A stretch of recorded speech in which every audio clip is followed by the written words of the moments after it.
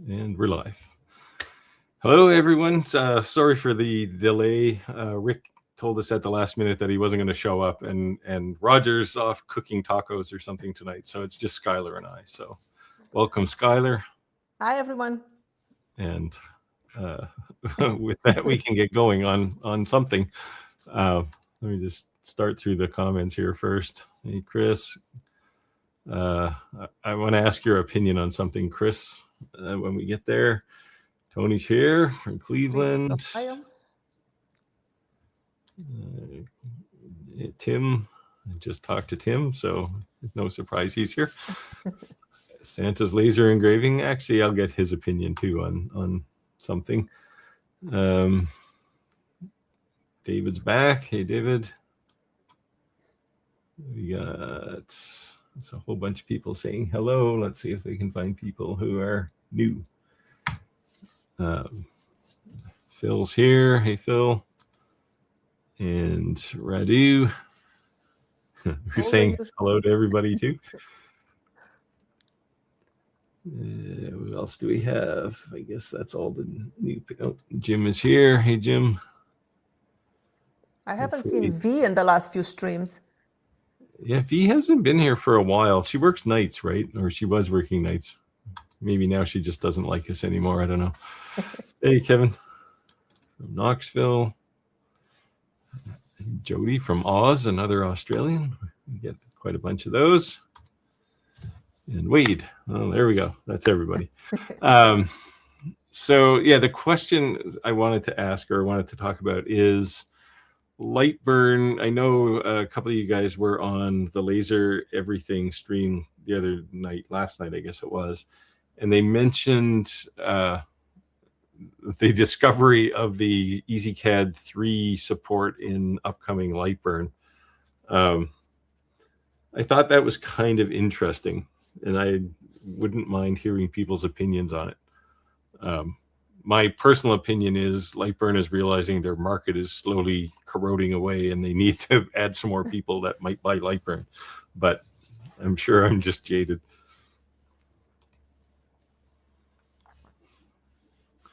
QBF Workshop, hey, from Texas. Everybody. Oh, Jody, JM Creative Studios. Hey, Chris. Oh, no, he's saying, hey, Chris. Hey, Jody. Wow, North Macedonia. Cool. Hey, Martina. Wow. Oh, Martin Tanas. You're European. Read that, Skylar. That one. we'll just stick with Martin. So what's going on with you, Skylar? Nothing much. Just working away.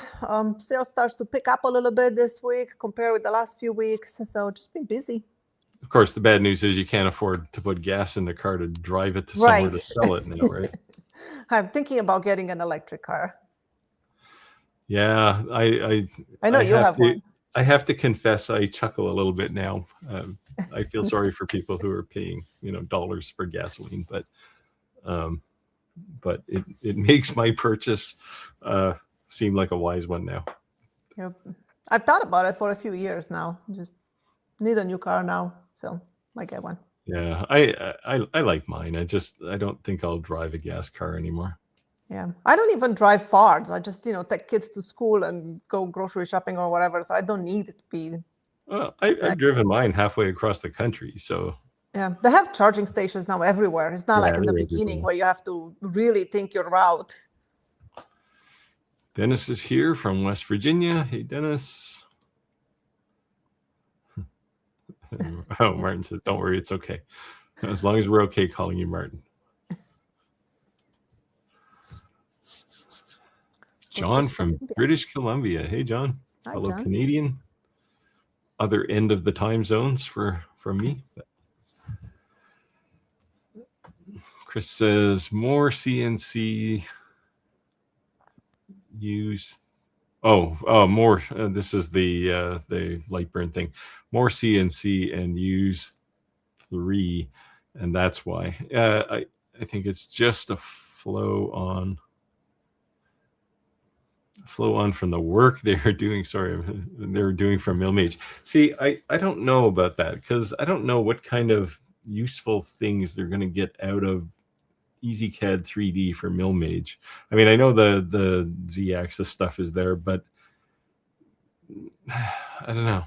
Like, it just seemed weird, and it's not a partnership. Like, they just did it, and the EzCad guys, I'm sure, are not overly happy about it. But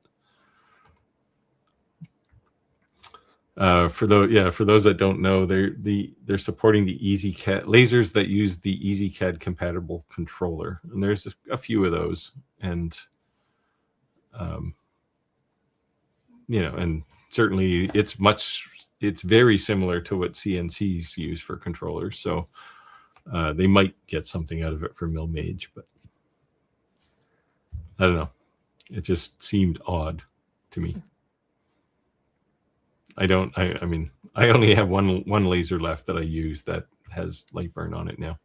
They probably should spend more time actually making LightBurn to work with every laser that there is actually now on the market. I'd be happy if it worked with the ones that they already say they support. Right. They kind of half work. Well, I guess probably in Windows it's fine. The Mac version crashes every now and again. It just goes off into mysterious never-never-land. I don't know if the Windows one does or not. But yeah, I don't know. I use a Mac.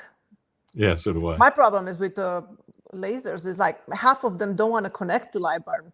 It takes forever until you connect them. Yeah, well, the Find My Laser stuff doesn't work all the time, but that's one thing. You can always manually configure it, but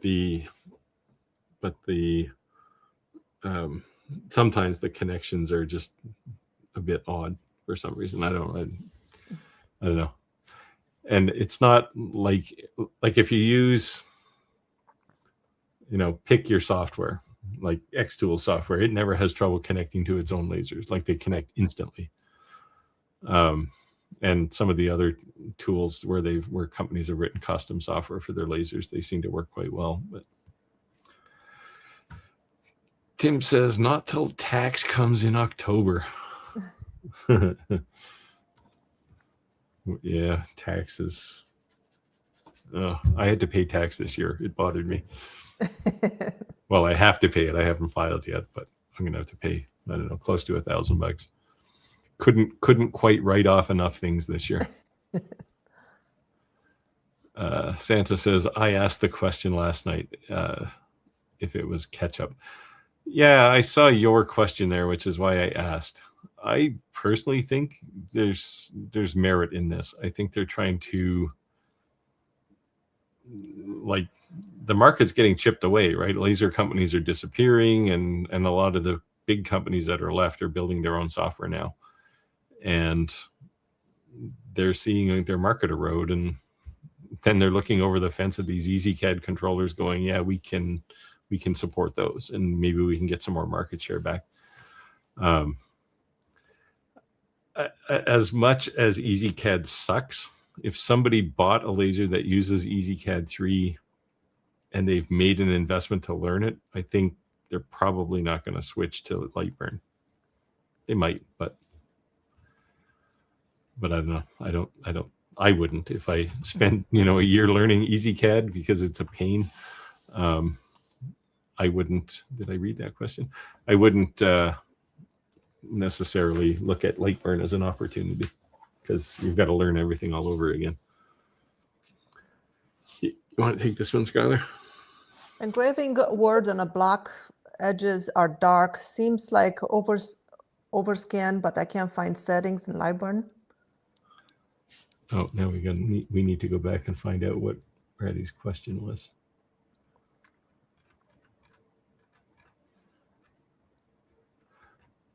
I don't see a question, Rado. Did you ask something? What's the context of this statement? I think it's looking for maybe the settings in LightBurn, but oh, he's engraving. He's engraving words in a block. Edges are dark. Seems like overscan. Yeah, it could be. That's most likely the case, unless you're doing a second outline or something on top of the engraving after. That may be a little overpowered. So if you have two paths, two tool paths, one that's a fill and one that's an outline, maybe that's what's happening, but more likely it's overscan.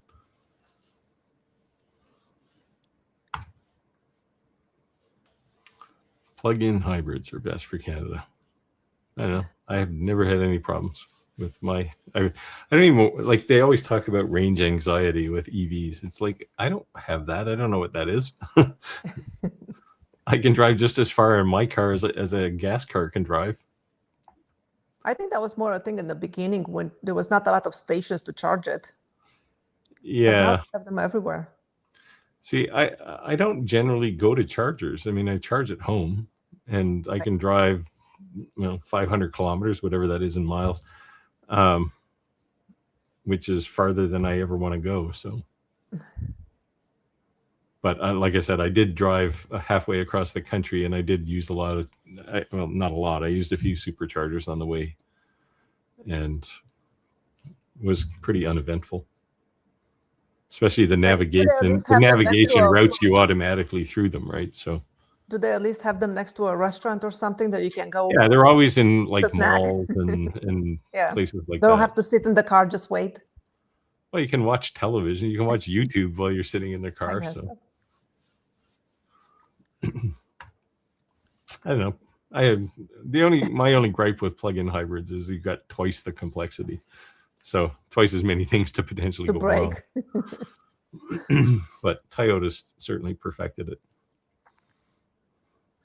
Santa says, I think from what I've seen about Alien Cell and future lasers, they may be starting to use more Z-axis for laser projects where you just do maybe one side of a tumbler. Yeah. I mean, this is the thing, right? And I mean, the Alien Cell definitely is supported by LightBurn, but the whole reason for buying an Alien Cell disappears when you use LightBurn.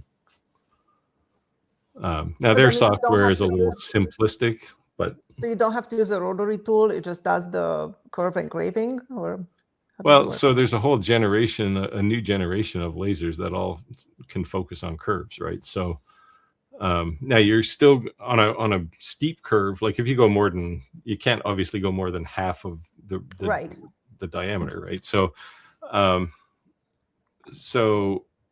when you get to the edges, you're still going to have distorted beam hitting things. So it's not perfect, but most people don't, if you're going to make something that big, you're probably going all the way around anyway. So is it the same like on X tool where you have to take the probing and, figure out the 3D shape and then it does it? Well, some of them are like that. Some of them have LiDAR type focusing on them. Alien Cell, I think theirs is some sort of range finding as opposed to, although they do come down and touch the material. So what they do is actually they come down and touch the material, and then they go over to some known location on the side, and they have a little pin focuser thing, a measurement like X tool. It's better than X tools actually, but it goes over there and then measures the distance between those two to get the actual height. Works really well, actually. The X tool one on the S1, it always frustrated me because inevitably the little pin was hanging down while it was trying to move the head, and it would rip it off the side of the laser head. Yeah, but the magnet was pretty weak. This one never does that. So the full points to Alien Cell for their focusing. I don't know if X tool is fixed. I've only done that curve engraving with the X tool just for the testing, but then I never actually had to use it in real life, so never used it. I mean, tumblers in general are kind of a corner case for me, but I have used it for some kind of curved things, like things that are kind of wavy, and people wanted focus like an engraving across it, and it's good because you can say, well, that's really hard because that's not how light works. So then you can say, well, I'm gonna have to charge you more, and they go, yeah, okay, I realize it's hard. So there is benefit to it from a business perspective. But hey, Terry from Texas. Chris says, filling up the EzCad3. I think filling up the EzCad3 is just to give them potential sales number. Yeah, see, that's what I think too. Like, I mean, they're a private company, so they don't have to announce their sales numbers to anybody. But I think their market is slowly disappearing, because name a laser company now that of any measurable size that doesn't have their own software.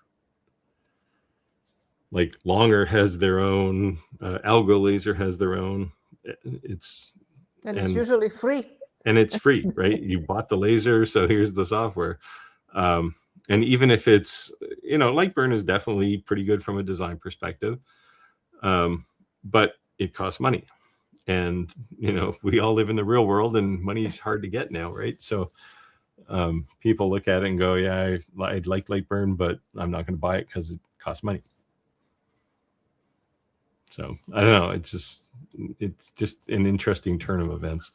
The fact that there wasn't like an announced partnership kind of suggests that it's really about sales numbers rather than, oh, we can benefit from some technology that's in EzCad. Chris says again, op started with one comment, finished with another. Op. Oops, maybe. Oh, oops. Yeah, oops started with one comment, maybe another. Jack in the shop. Hey, guys. Hi, Jack. Loco for locomotives. Cool. He's a modeler. At least maybe he's a train engineer. I don't know. But hi, Ken. Ken from Washington State. Hey, Ken.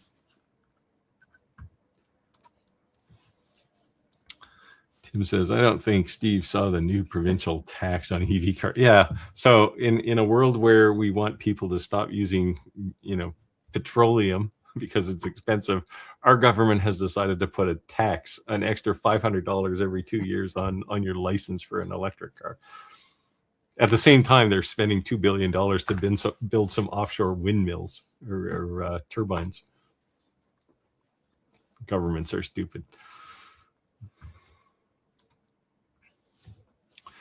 But where is you're looking for the setting? It's in, oh geez, let me see.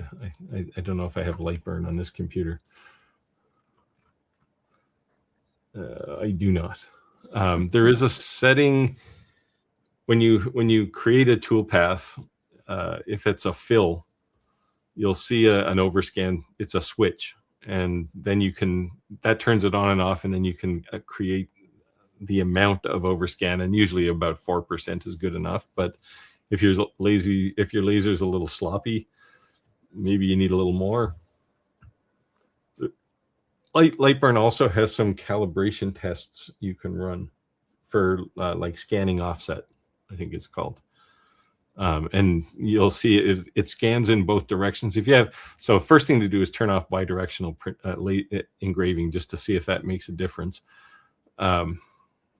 But if you run those offset scanning tests, you may see it scans in one direction and then scans back, and those lines are supposed to line up on the sides.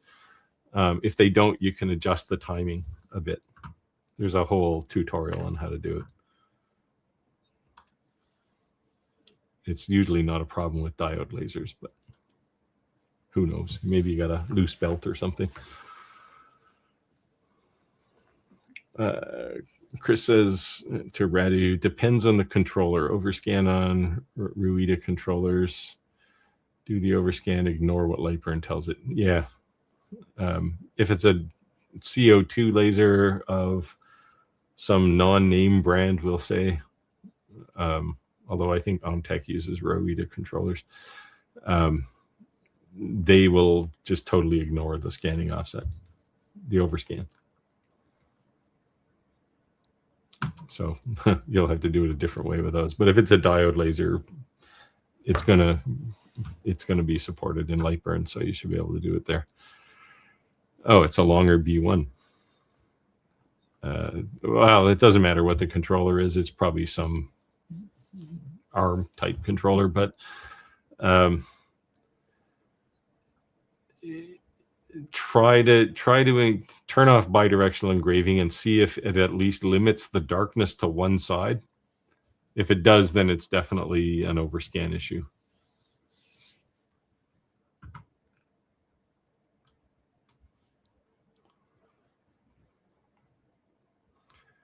Yeah, device settings, second tab. His memory is much better than mine. Yeah, that's where I think all the offset scanning offset stuff is, but you can actually control the percentage of overscan in the toolpath, in the layer definition for a fill. It's right at the top of all the settings on a layer setting. Martin says, please, if it's possible to get an answer. I think it's out of the ring of the conversation, but I'll try. I use RD Works on my laser, and every time when I try to engrave a picture, I use several features from.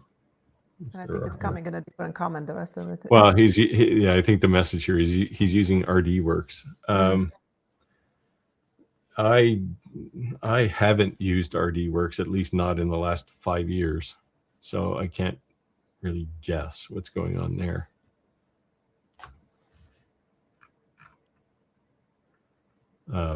If anyone's used RD Works, this means it's probably an off-brand CO2 laser, like a K40 or something.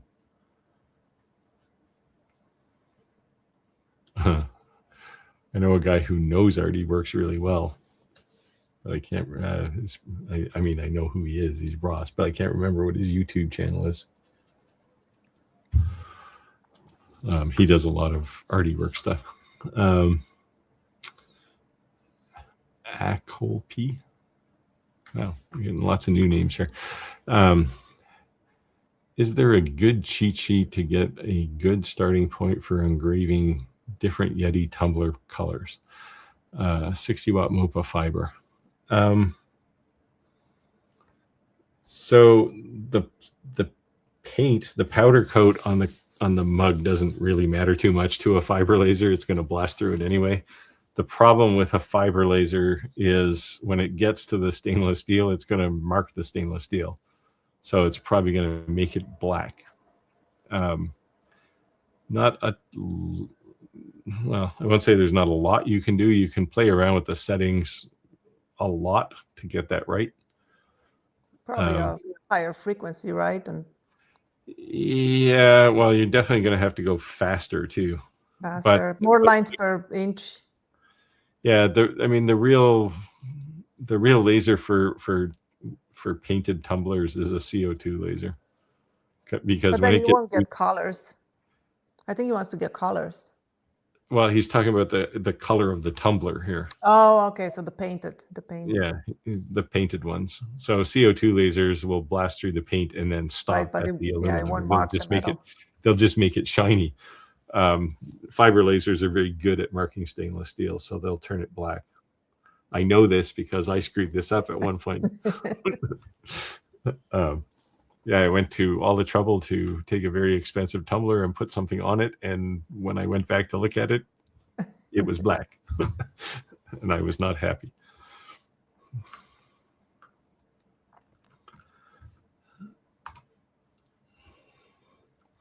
Have a look at the first few lines in the control tab. When you turn, this is Chris saying this to Ryder, when you turn the laser on, it will sometimes give you the info there. Otherwise, you will need to ask support. This is for the overscan. Man, I wish I had LightBurn installed on this machine. I don't have lasers in here, so I don't normally keep LightBurn here, but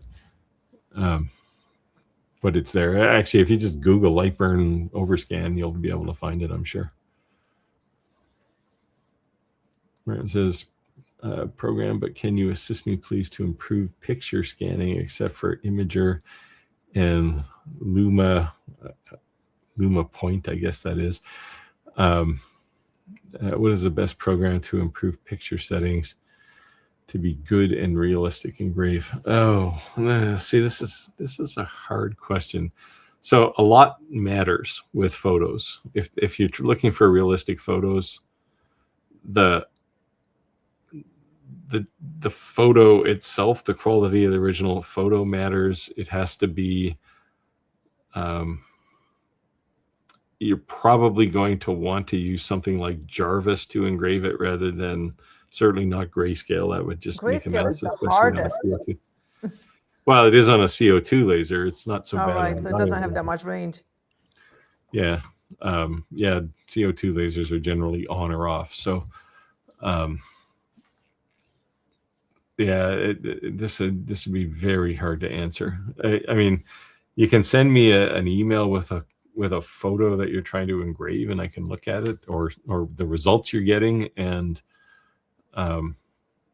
maybe something will come out there. But Imager is one of the best ones to use, especially like if you're trying to do, if it's just a straight photo as opposed to something like a depth map. Imager should do it, and then it's just a case of finding the right settings for your laser. Yeah, make sure that on your original photo, none of the blacks or whites are clipped. So you don't want to have a lot of pure black and a lot of pure white. Yeah, you want to look. Pure white, yeah, it's not going to mark anything on the wood, and if it's pure black, it's just going to burn it. Yeah, you want to look at the luminance graph and make sure that it goes from 0 to 255, not a whole bunch of 0 and a whole bunch of 255. Yeah, you may want to play with the brightness of the image a bit and the contrast to make it a little contrasty, make it a little crisper.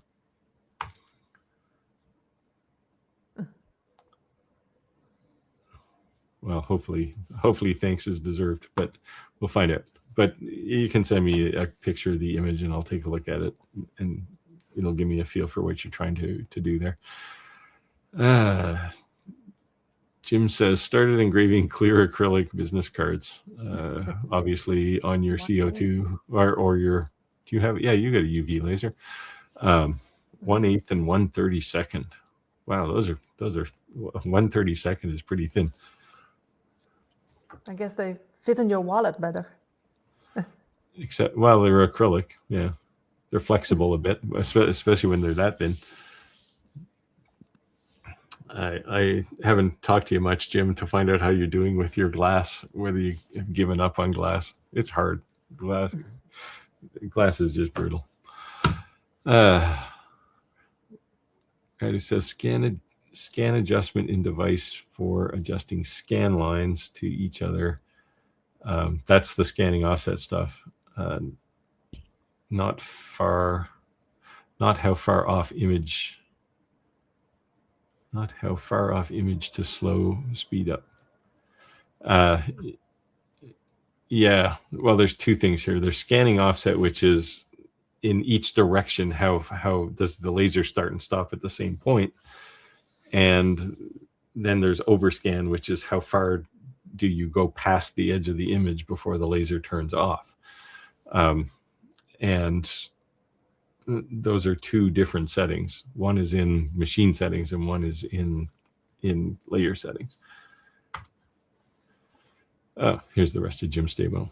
1/8 engraves white, but the 1/32 engraves clear. Any thoughts on why there's a difference? It could be different composition. Like maybe one is cast, one is not. That's what I'm thinking, yeah. I had good luck with cast acrylic. But yeah, that's all I use. Yeah. Yeah, the extruded type of acrylic is... Yeah, I had it sometimes when it just melts and turns black. Yeah, it's the stuff you buy in the hardware store for, like, you know, covering in, like, right, making storm windows and stuff. It does not cut well or engrave at all. It just turns into yellow goo. Yep. When you try and engrave it. But I would suggest, because if they're different, it's because the composition of the acrylic is different on one of them. And I'm guessing the one that doesn't work is the one that's probably extruded acrylic rather than cast. Take one of these, Skylar. If you do the processing in a third-party software, you need to have pass-through option turned on. So LightBurn does not try to add this processing to the image. That's true. If you don't have pass-through, then LightBurn is just going to add all kinds of things and it's going to mess up the image. Yeah, if the image isn't processed perfectly, right, you want that. But if you're happy with the way the image looks, you can just turn on pass-through and just engrave it like that. Although if it's on a CO2 laser, there's not a lot that LightBurn's going to do to it. But you will need something like Jarvis to engrave it. Brian says, hello.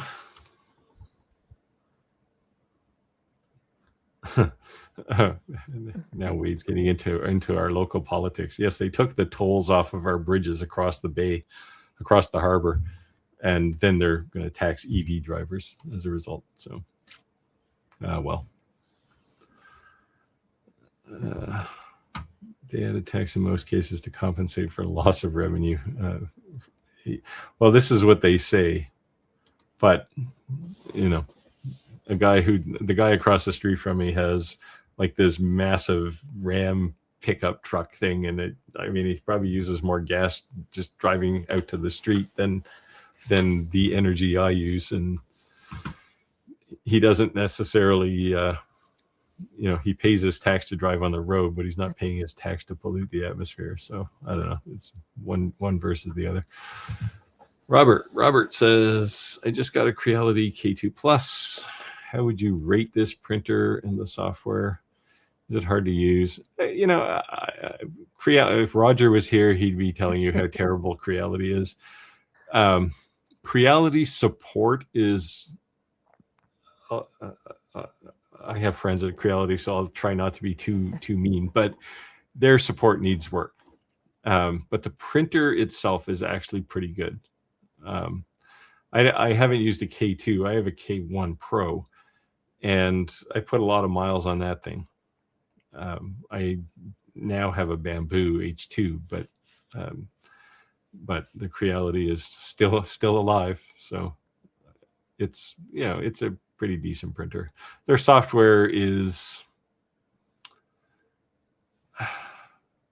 it's okay. It's mostly machine control. You're not going to do. It's not like Orca Slicer or something where you're going to do a bunch of design potentially in there. I'd say use Orca Slicer if you can get a K2 driver for it. But then you lose things like the live camera and stuff. So it's one versus the other.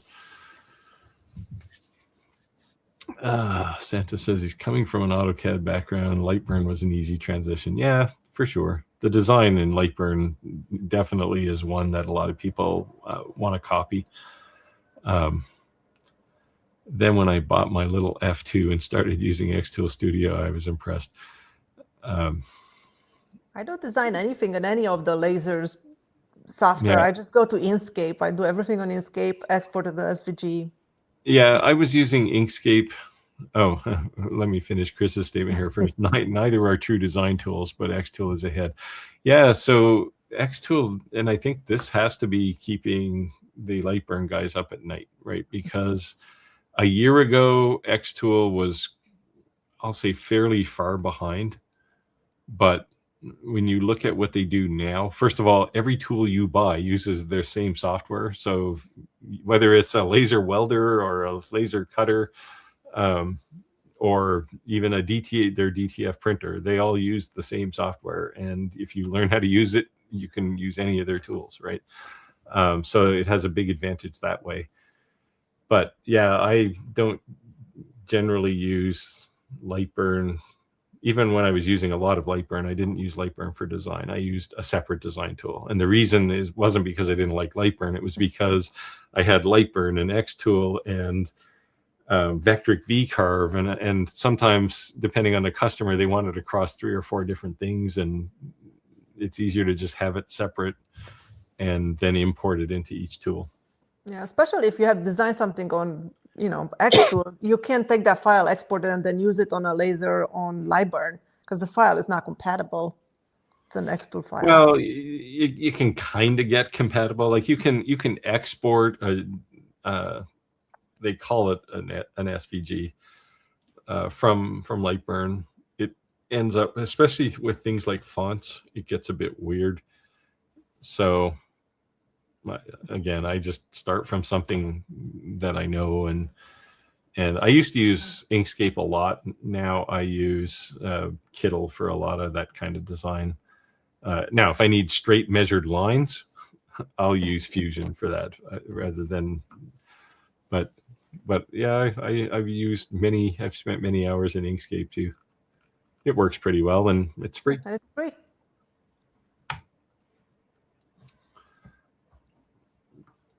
All software companies who don't have their hardware living on Borrowed time. all man, I'm having trouble reading tonight. All software companies who don't have their hardware living who there's a word missing here. Living on borrowed time.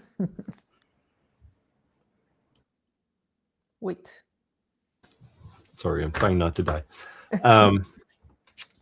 Yeah, I think the challenge that I think a company like LightBurn is going to have increasingly is they don't control the hardware, right? So if you look at well, Xtool is the obvious example, but lots of companies are doing this. Alien Cell is the latest one that I've seen. They control the hardware, and there's no guarantee that they're going to support their features in LightBurn, and there's no guarantee that LightBurn can even support their features. Contoured focus is a good one, right? Like they don't support that on any laser.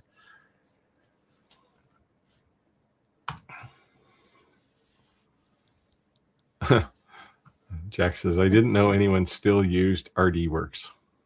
Now, I would think this, but I didn't say it because having worked as a software engineer, hardware and software engineer, I wrote software 25 years ago that's still being used today. So software can live a long time.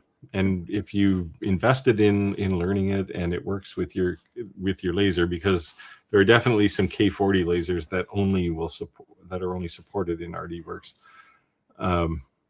You kind of stick with what you have, right? This is why COBOL is still existing in banks everywhere, and no one knows how to write code for it anymore.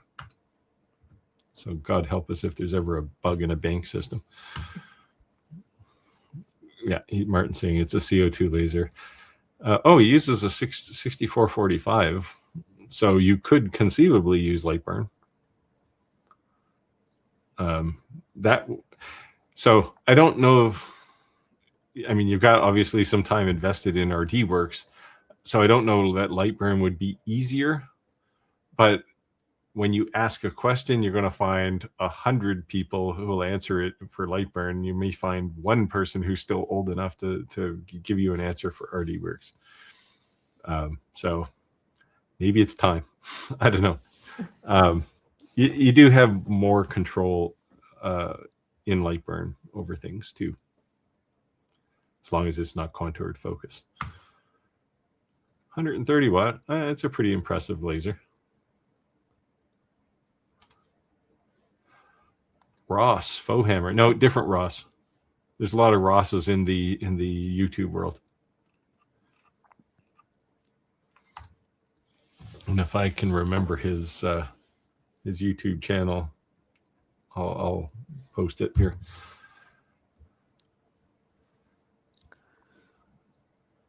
Oh, and it has a 5-watt UV laser. Is this like a Gweike laser or something? A GWIC, rather? Because they're big on those types of combinations. Can't remember off the top of my head, but I think Laser Everything did a video on doing pictures on a UV. Well, UVs are easy to do pictures on. They're really good at it too. The spot size is so small. I actually did one not that long ago. Well, it was on metal, but still using the Xtool F2 Ultra UV. If you look on my channel, and a bunch of coin engraving stuff too, but that's more for fiber. Yeah, Radu says, right, overscan is what I'm thinking needs attention. It isn't in the layer cut settings window. Speed, power. Man, I'm sure it was there. Did they change something?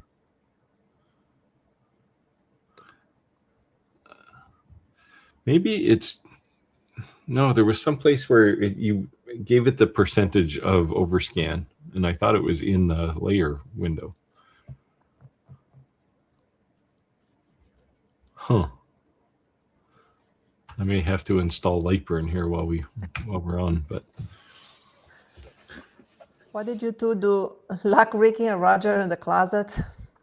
Now, Roger's cooking tacos tonight, and Rick had some the family emergency. Some kind of family emergency, so... Ditched us in the last minute. I feel so used. Jim says he'd taken a hiatus from engraving glasses. Yeah, that's a wise thing. The longer break you take, the better you'll feel too, just so you know. Went back to it today and had to stop due to a disconnect issue. Yeah, you were having some cable issue, right? Hopefully you get that resolved. Bad USB cable. X2 software has gone from toddler to adult in the last 12 months. Yes, they're growing fast. They're pretty much dominating the whole laser world now, like the market. Yeah, like they're taking over with all of their machines. Well, they have, like, just in the laser space, like in the regular laser engraver space, they've got like a 36 or 39% market share.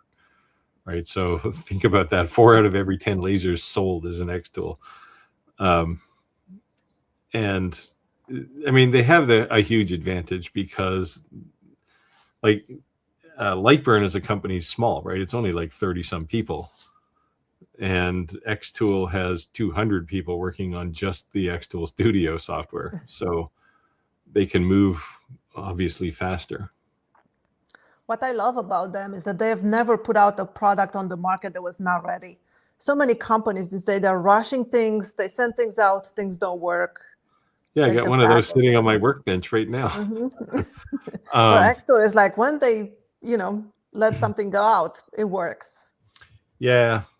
I'm kind of interested to see what their UV printer is going to look like. Right. That's coming soon, I think, to the world. They said Q2, so I'm expecting some big improvements from the UV E1, and then I think everybody else is going to start copying whatever the design would be. Yeah, well, I think it's a different market they're after, though. Like the UV E1 is really nice. It's a great UV printer, but it's designed for small personal use. It's like a personal UV printer, right? And then at the other end of that home market, you've got this new X tool, which is big. Like, it's like you could put a UV make on the inside of it and print on it if you wanted to. Oh, wow, I didn't realize it was that big. I thought it was the same size, like, No, it's quite big. Just like the longer one too. I think the longer one is smaller too. Yeah, the longer's kind of in between. So longer's literally the middle of that market. But yeah, the X tool one I think is going to be I mean, if you look at what X tool is doing, they kind of gave up the home market, right? They don't have a $500 laser anymore. They don't even think in that space. They've moved to small to medium-sized businesses, and that's where they are now. So, and they literally have that market pretty much all to themselves now. So it was a good move. Everybody else is racing for the bottom, lower price, lower quality. Yeah, well, yeah. I mean, the diode laser market was doing that, but I think all those companies that reached the bottom just fell off. Yep. Like X-Tool has not created a diode laser in 3 years now since they had the S1. The S1 was the last one, and I really doubt that they'll create another just a diode laser. Like, I mean, all of their F series, F2 series, they all have diode lasers in them, right. but well, not the F2 Ultra UV, but so they just kind of put it in as a commodity now, right? It's like, oh yeah, and here's a diode laser in case you want to, engrave a piece of wood. But I don't ever see them coming out with another just I never really standalone diode understood laser. why the UV lasers also have some diode lasers in them, because I feel like everything you can do with the UV, or everything you do with the diode, you can do with the UV. And some people Well, say, you well, can't. but the engraving is not as dark, but you can get dark engraving if you get the Yeah, settings well, right. yeah. There's two things. So first of all, you won't get dark engraving on some materials. Plastics, you kind of get what you get. It may be dark, it may be white. Right. Sometimes it's gray, sometimes silver. Yeah, if it's some kinds of plastic, it comes out gray. But you can't really cut anything with a UV laser. And I think a diode laser, like if you wanted to cut out a piece of wood and then do some UV engraving on top of it, you could do that if you had a diode laser built in.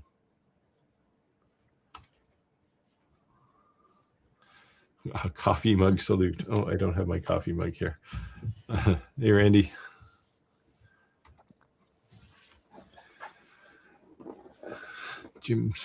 Chris says, Jim, if time is not an issue, I find I'm getting great results with the 004 split. Yeah, well, anywhere in that under 0.5 millimeter kind of split.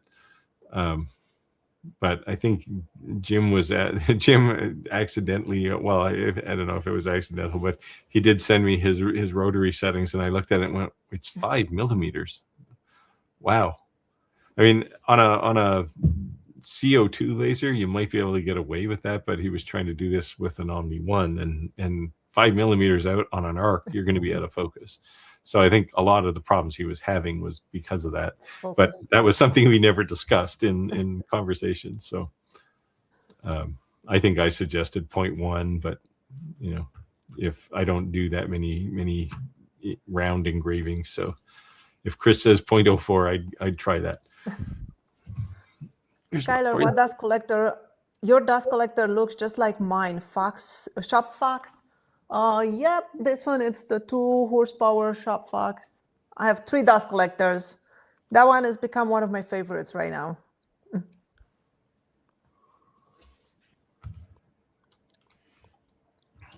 Oh, it's a Haitian laser. Yeah, they make big lasers too. They make really good fiber lasers, actually.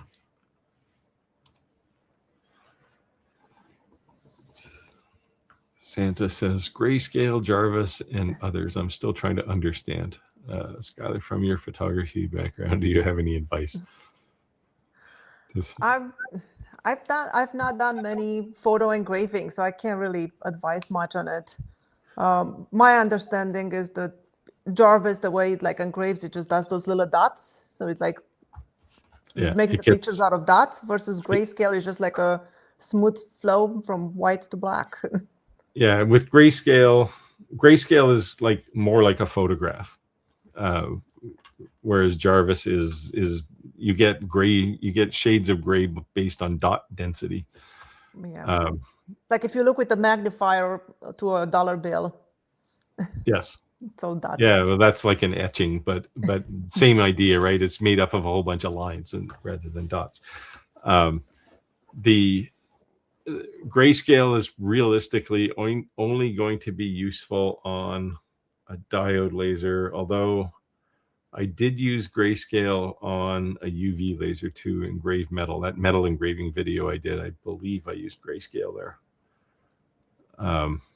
Sorry, that's a fiber laser, not UV. But Jarvis will work everywhere. So start with Jarvis, and if you want something that looks a little nicer than that, and you have a diode laser or a fiber laser, you might be able to do Grayscale.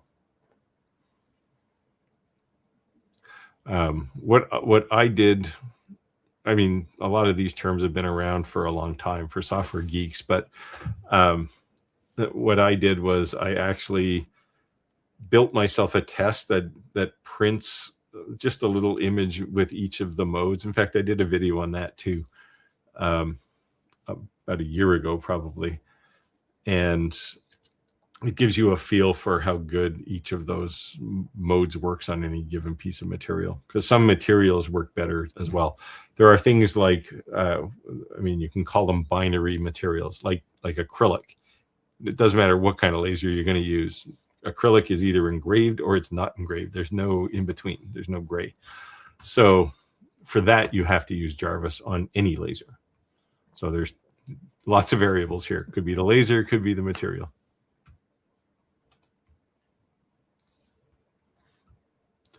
Layer settings might be under the advanced tab. Yeah, I've seen it somewhere. Could be. I always have the advanced tab turned on, so maybe that's why. Martin says, thank you for your time assistance. All the time I watch your videos. Oh, great. Hopefully you watch Skylar's too. Or maybe he watches yours and hopefully he watches mine. Learn a lot from them. I need to go to sleep. Yeah. Thanks for coming out, Martin. If you do need help, just shoot me an email and I'll do what I can for you.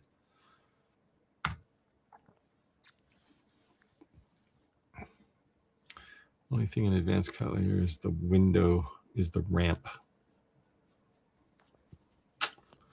Man, I'm going to have to find this because now it's going to bother me.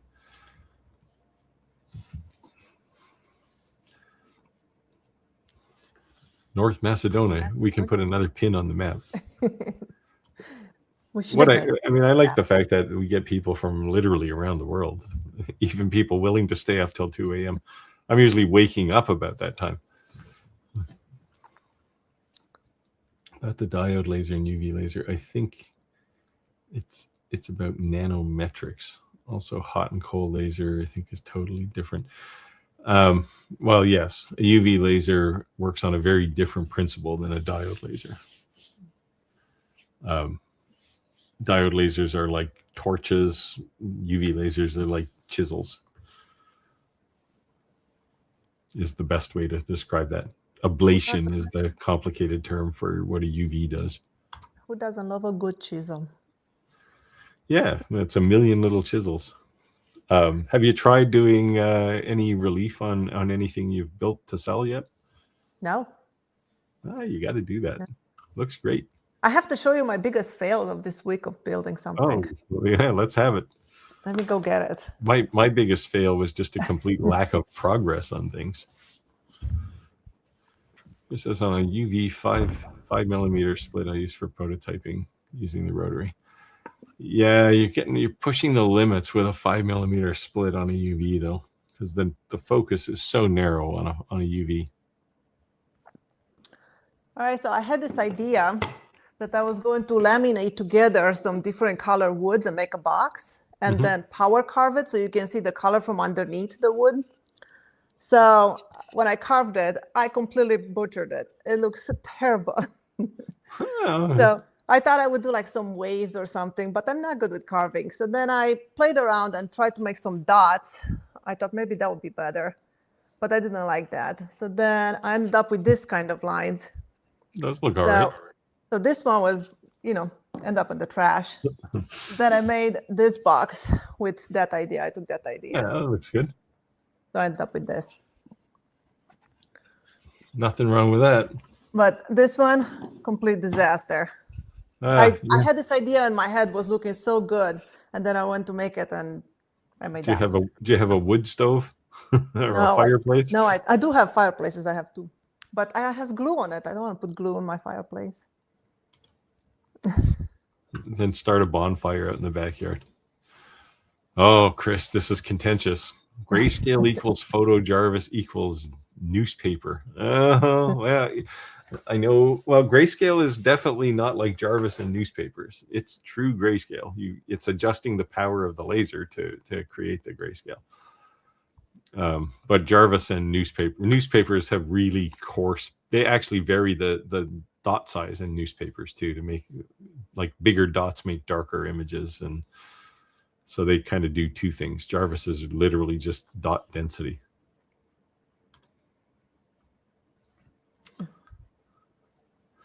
I can't run LightBurn on this computer due to the drivers used by other programs. I need to run on this one. Yeah, LightBurn. There shouldn't be anything bothering LightBurn from a driver perspective. I run like usually 5 different slicers and 2 copies of LightBurn. Well, I don't, not anymore, but I used to run 2 copies of LightBurn all the time.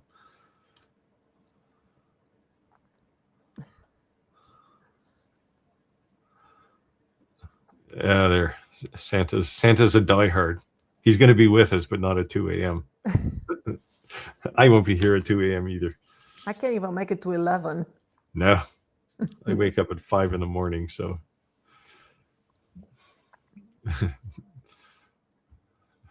Oh, 2 a.m. means Chris says 2 a.m. means I still have an hour or 2 before bed. My God, that would be brutal.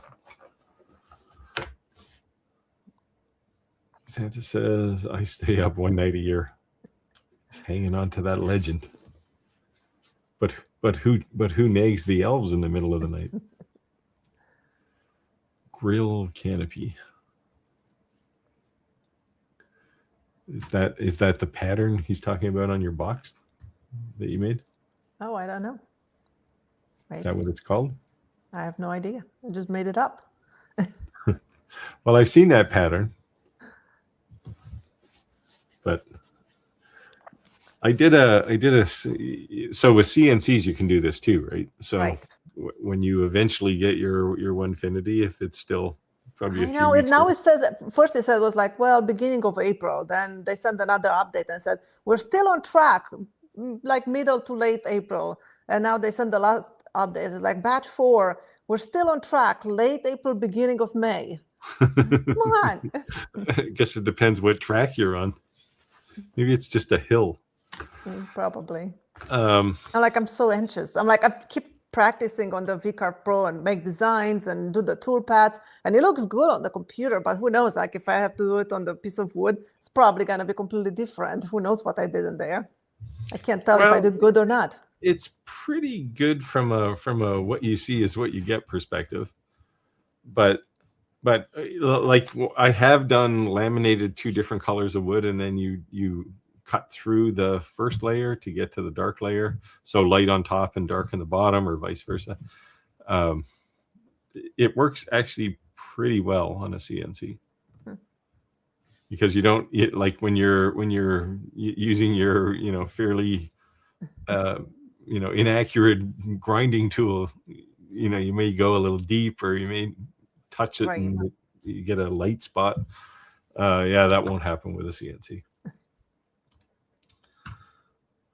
I haven't turned my CNC on for so long. I've just got too many things to do and just haven't had a CNC job that made it exciting. A lot of the things that I could use a CNC for are just things I could easily use a laser for. So it's faster. Radu says, I took the shell off my racing snail, thinking it would make him faster, but if anything, it made him more sluggish. Oh, that's the dad joke of the day. If you don't have kids, Radu, you should have some. Maybe the track is delaying shipping. Yeah. I don't know. They seem to be usually pretty accurate, but like both of my Onefinities, they had really long times on them, but they didn't change the time once they gave it to me. Right. Like not more than a day or 2. Yeah, I've been using my Shaper Origin, and I can do a lot of things with it. But then the more I use it, the more I'm like, cannot do this, I cannot do that. It's not a real CNC. Yeah, I don't know how Shaper stays in business, because you're either going to use a router or you're going to use a CNC. They're literally in the middle there, right? I mean, I guess if you're doing something big that's too big for a CNC, it's probably then it's great for it. Yeah, like or if you're doing quick, a whole it's so easy to set it up, and it just doesn't take much room. I mean, it just takes like I don't know. It looks like it would be complicated to set up. It's not. because you can make a grid. So that's like, you can just measure two sides, the X and the Y, and then it has a grid. So you can make that grid like every 1/4 inch, 1 inch, and you can place your design wherever you want. It's pretty much the software. It's as simple as the X2 software. And that's pretty much all you can do, but with the router, not the laser. But what's with all these little domino tape things? That's how it knows where it is in space. Yeah, do you have to? Yeah, but you have to put those down. Well, I have their bench where it's like you buy it and it has the dominoes is already on it and it stays there and it's always there. So now it knows every time I use that bench, I'll show you.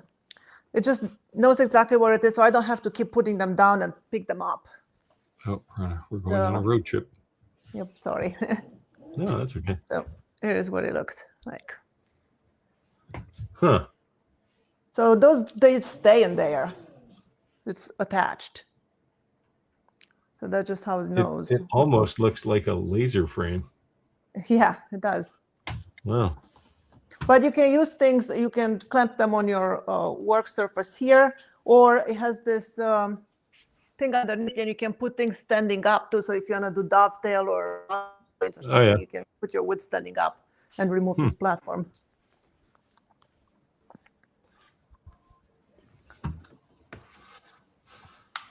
Santa says he turned a Harry Potter wand for his nephew. Now, I would have a question. Did he turn it on a lathe or did he turn it on a 4-axis CNC? Use the same technique as that handle on your lid there you showed. Oh, nice.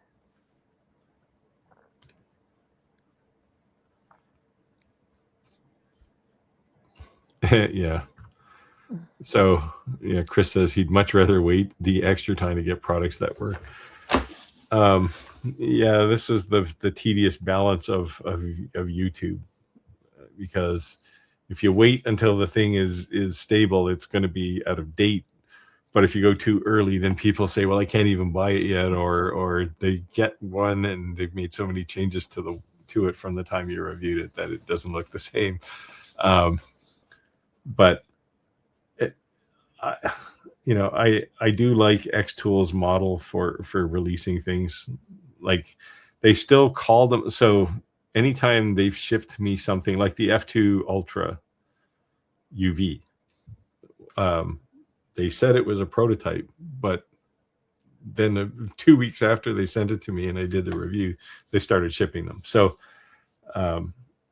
so they don't, I guess there's like the alpha phase, which is what a lot of companies send you, and I get too many of those where they just don't work. I'm struggling a bit right now, in fact, with one. Or half of the features are not even turned on. They're like, well, we're still working on it. Well, this is the case with the with the M1, the filament extruder. It looks like the display is live and there's things on there, but almost all of it is just not attached to anything. So, like, I can't make, I guess I can make PETG filament. I can make PLA CF filament, but I can't make ABS, for example. There's just no setting for it. And there's not a lot of adjustment on the feed. So if I want to tweak the diameter, if it's just not quite right, I don't have any control over that yet. They're supposed to send updates soon, but yeah, that one is very early stage. But it works. It works actually pretty well. When I reviewed the WeCreate Lumos Ultra, it works great, but they're supposed to have autofocus, and there is a button that says autofocus, but it's grayed out. They're still working on it. Yeah. Oh, well. Randy says, I've been researching old wood, and this is probably one for you, old wood preservation techniques. If I may, what are your thoughts? This is all you. The answer. I don't know anything about wood preservations. I buy all my wood kiln dry and just sits here until I use it. And it's all new, so there's no reason to preserve it. Yep. Yeah. I don't have one big piece of redwood that I bought at an auction, and I was like, I don't have anything to mill it because I can't slice it. It's too thick. It's like 7 inches thick. Oh, you don't have a big enough bandsaw. Yeah, no, well, it wouldn't go through it because it's huge. It's like, 90 pounds. Oh. It's a big slab. Get help. Yeah. I saw a guy down the street. He has a mill during the summer on the road there. He's like milling wood. Maybe I'll just stop by one day, ask him if he can mill it for With me. your piece of wood. Can you cut this in half? Yes. I'm sure he will. It's Maine. Oh, yeah. Hopefully. This one, you can take this one since it's about the shaper is a niche tool for taking to job sites mainly, like engraving floors, etc. Definitely very portable, capable, but some things. Looking back, when I bought it just to make inlays because it will go so much quicker. Then you can have so much control, and I loved it for that. I did some box joints with it, and it was taking too long to use it for that, so I just do them on the table saw now. But looking back, the money I put into that with the whole setup that I have there, I think it cost me around $6,000. So I could have bought a real CNC for that money. Yeah, you could buy a nice CNC for $6,000. Yeah. So. Yeah, it's funny that you say it takes too long. When I watched your last video there of you shaving like one little slice off the corner of a piece of wood and then trying to fit it in the box. Nope, needs another slice. It's like, holy cow. Yeah, I don't mind doing that kind of stuff if it takes long, but if it's just the setup time, like a machine to keep like, clamping and doing setup, and box joints I can do on the table saw in like 0 minutes. I have the jigs that are all set up and I can just do it quickly. Yeah. I finally used my table saw just recently, my saw stop to do a 45-degree angle. It's like, nice. I mean, I always cut straight things, right? It's like, was it a short miter or a long one? I hate cutting long miters. It wasn't like I had to worry about my fingers or anything. Boomer, OZ3GR. OZ. I'm sure that means something, but if you double click on the layer in the cuts layer, we're still trying to find the answer to this. If it opens the details window for that layer, then if you change the mode to fill, yes, using the down arrow, this is like some of these shortcuts for video games. It will show you the overscanning as a percentage. Yes, this is the thing I was thinking of. You're not in the frame, by the way, anymore. It's just me on the screen. Oh, sorry. There. How's that? There you are. Yeah, it's... I knew it was there somewhere, and I think if it's not set to at least 4%, you're probably going to get a little bit of weird overlap. So, but that's where it is. Fortunately, somebody has LightBurn up and running.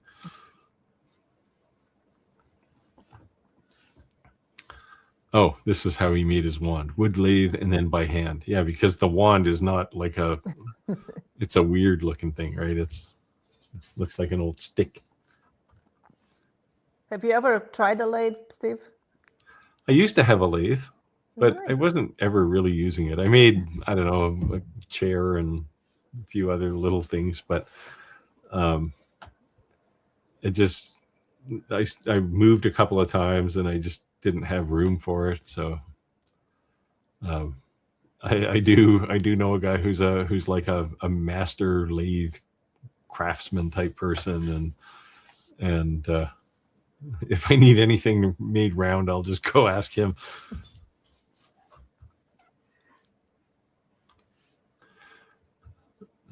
Oh yes, Zentenro. Here I am. I'm here. See, this is what happens when Rick's not here. He manages all the buttons. So I was trying to think of my disaster for this week. I just haven't accomplished much. I've been busy, but I did this internal laser engraving thing. I want to do a video on it actually, because I discovered on certain things it is possible to do a multi-pass inside the crystal.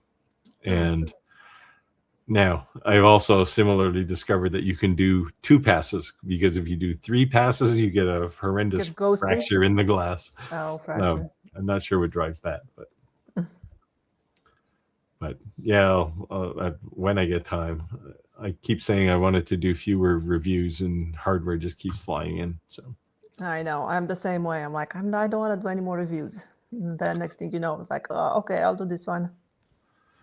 Yeah, well, I'm gonna get like I'm still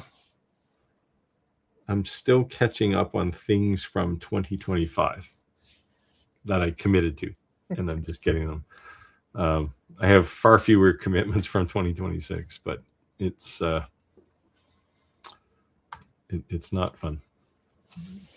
It takes a lot of time. Any new videos you have coming up? I'm finally getting around to the bamboo H2C video, although I didn't want to do just like a goofy review where here's the specs, let me read them for you. So what I did was kind of look at 5 things, because I've had it for 4 months now. So I would look at like 5 things I've learned about how this thing is useful. So I thought I'd get it finished today, but I ended up dealing with a few things. So sometime, hopefully by tomorrow, I'll finish it.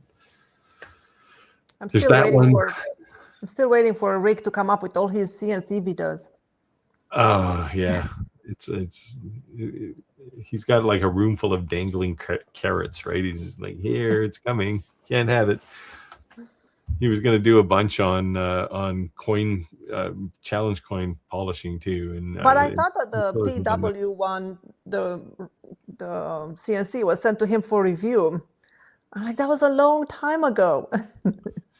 Yeah, well, he's a lot of YouTubers aren't as eager to get things out of the way as say you and I might be. Like when I get a piece of hardware, I got to deal with it. Otherwise, it's just gonna occupy space. And, yeah, but I got rid of a bunch of things this week.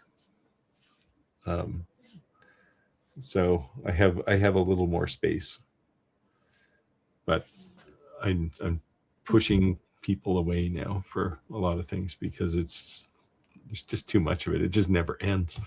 And people, I mean, you get it too, right? Oh, you get free stuff. It's not free. It takes a long time, way longer than to do a proper project video. I have a friend. She's a YouTuber. She doesn't have a lot of subscribers. She lives here near me, and she is a very successful woman, runs a couple of businesses. She's the one that teaches woodworking classes. That's where I first got into the woodworking. I went and took one of her classes. She has a business on repairing chairs. And but she got contacted by a laser company. I'm not going to say which company because I worked with them and I reviewed some of their lasers. But they sent her a laser that is about $300 worth, like one of those little things. And they want 3 videos for it. So she's been playing with this $300 laser for the last 3 weeks. She cannot make it work at all. She can't do anything on it. And she has a laser. She has an X tool.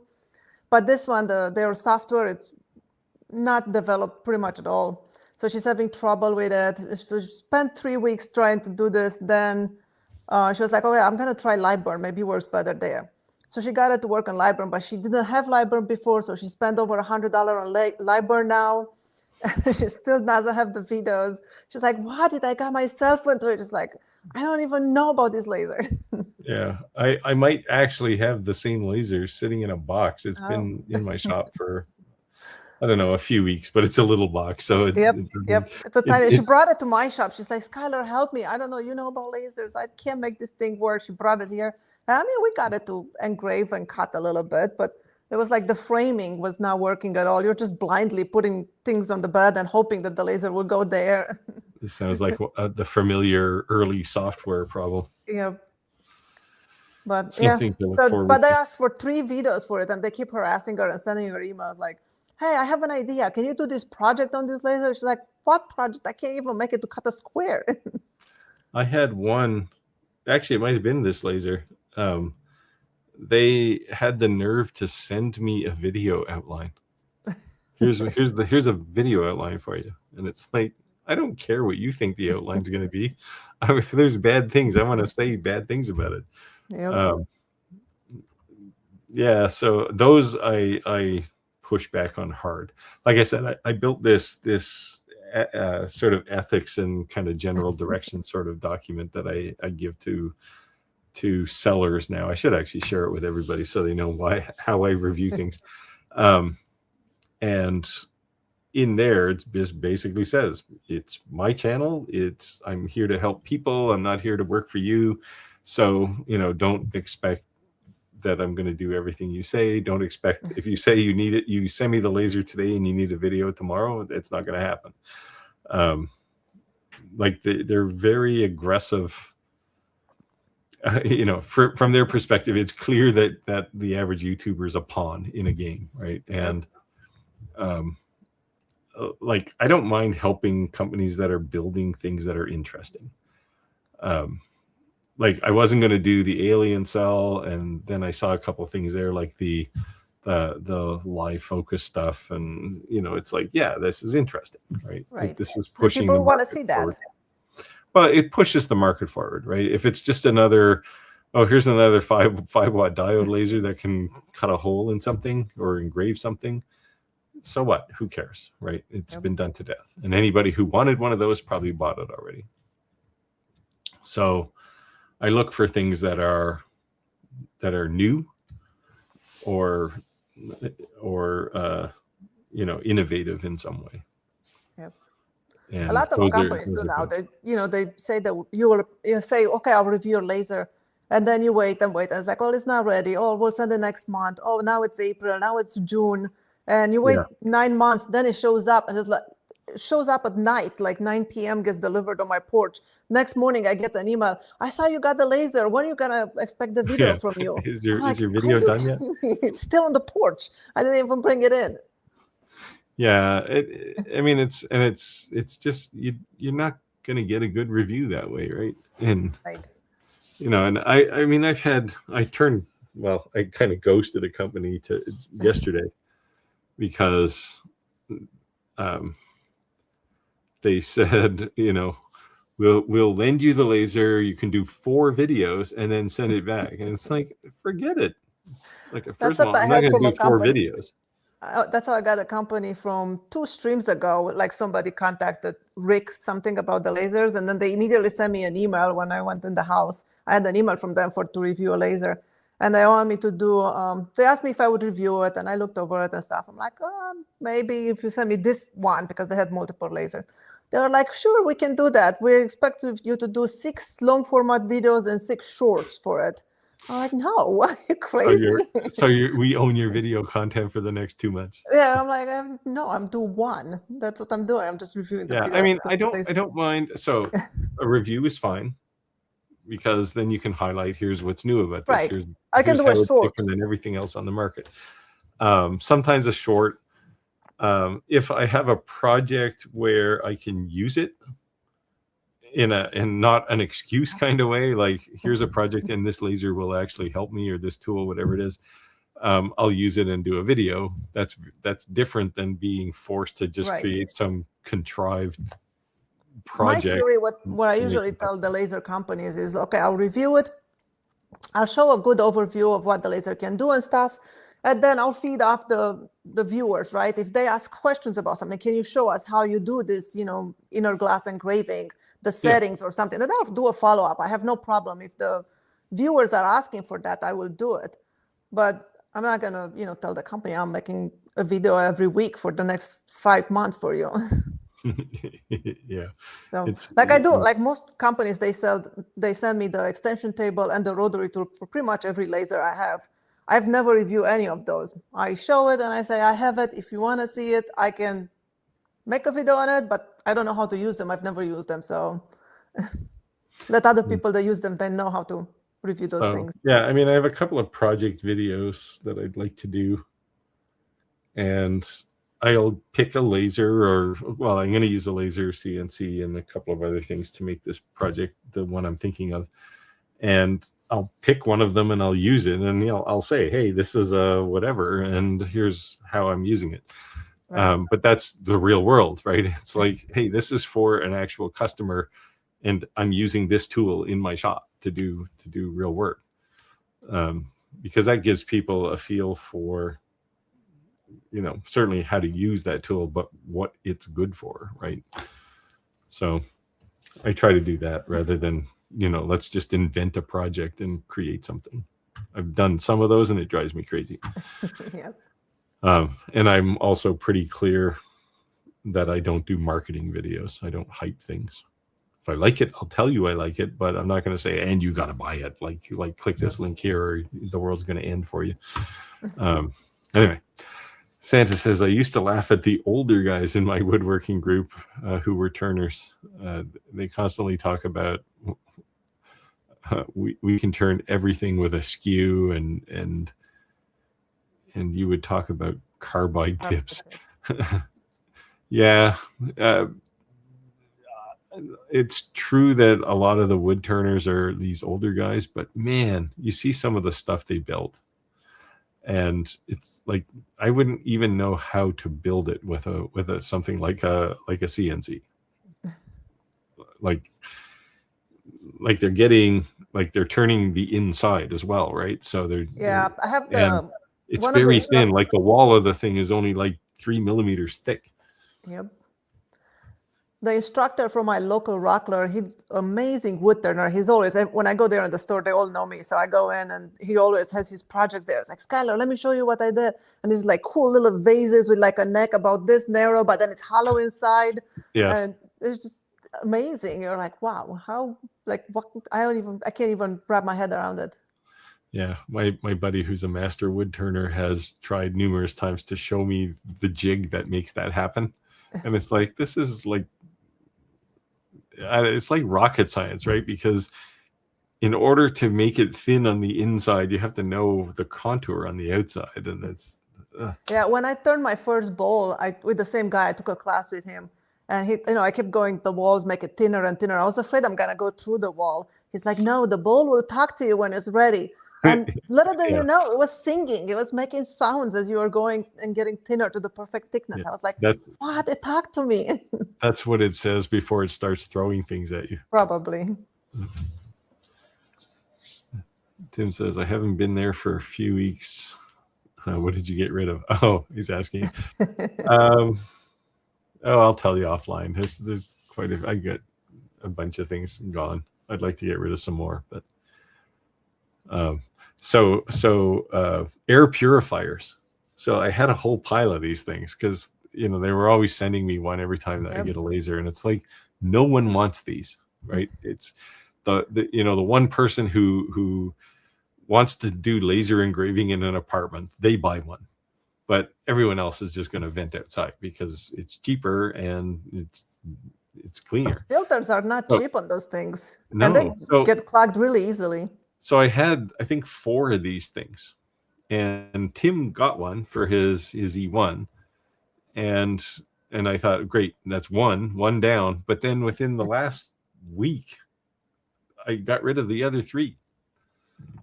Like there's a big rush on air pollution apparently, and everybody wants to have. I think I still have one. I used to have like 2 or 3. Now I have one. I'll have one after this. Just one left. The only time I use it is when I bring for review a laser here in the shop to show it when I film the video.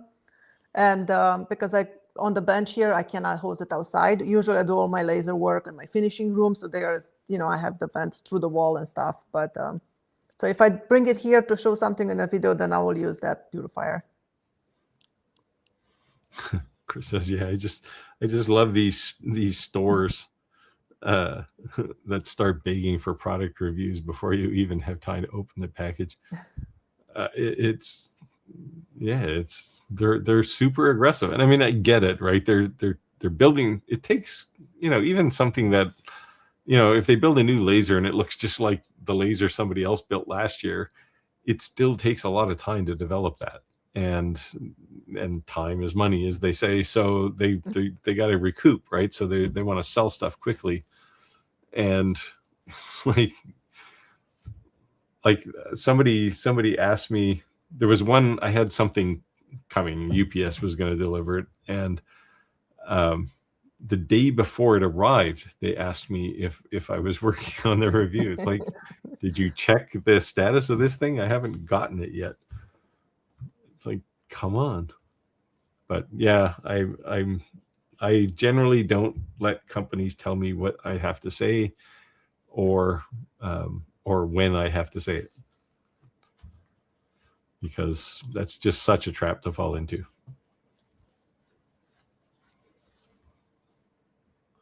Chris says, TV is a monitor in this room I use for designing.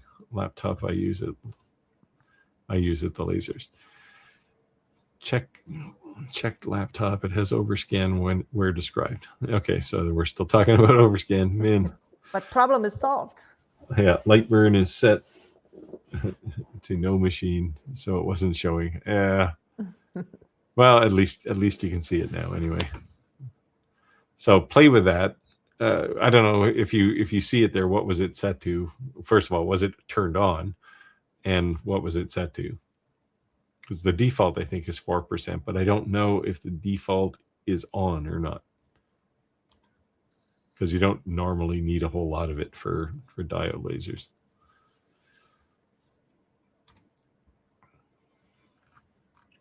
Cedar Point Woodshop says hi. Hey, Clack's in the house. Hey, Clack. Making pizzas. Hey, let's go to Clack's place. Learning 3D printing, scanning. Yeah, I've looked at a couple of scanners, and I have yet to find one that I like. I mean, I don't know what Clack is scanning, but one of the things I'd like to scan, because if I want to restore a chess set, sometimes inevitably the piece that's broken is always the knight, right? So you gotta make a horse, and it has to look exactly the same as the last one. So you'd really like to scan it, but I haven't found a scanner that can deal with something that size with any kind of accuracy yet. Some of them are coming out, but old dog, new tricks. Yeah, you're not old, Clack. You're barely retired.